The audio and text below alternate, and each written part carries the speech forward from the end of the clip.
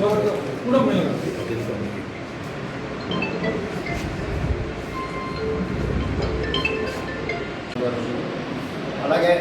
ఇక్కడికి ఇచ్చేసినటువంటి ఈ పేషెంట్లు అలాగే స్టాఫ్ అందరూ కూడా మా ఆదివాసీ మహాసభ ఎలాగైతే మాకు అన్ని విధాల సహాయ సహకారం చేసి మాకు బ్లెస్సింగ్ తీసుకున్నారో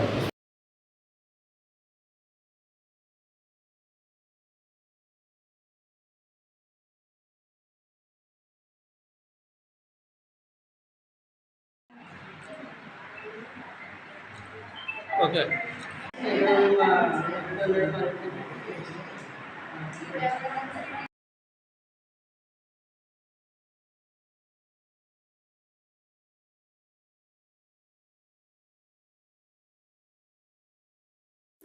హాయ్ అండి, అందరికీ నమస్కారం.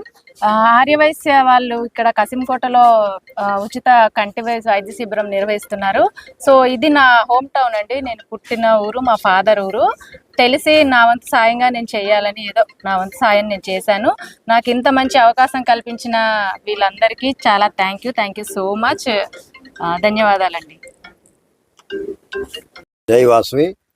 ఈరోజు కసింకోటలో శంకర్ ఫౌండేషన్ వారి ఆధ్వర్యంలో ఉచిత నేత్ర వైద్య శిబిరం మేము ఇక్కడ కండక్ట్ చేయడం జరుగుతుంది.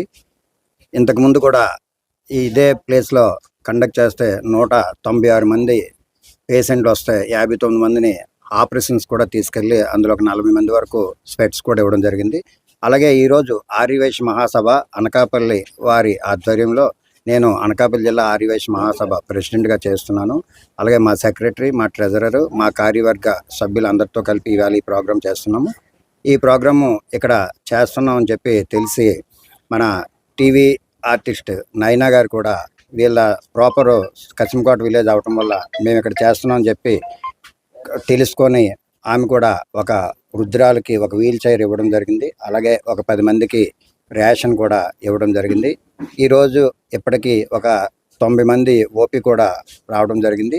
ఈ ఓపీలో ఎంతమంది అయితే అంతమందికి ఆపరేషన్స్ కూడా తీసుకెళ్ళడానికి మేము రెడీగా బస్సు కూడా ఇక్కడికి వచ్చింది.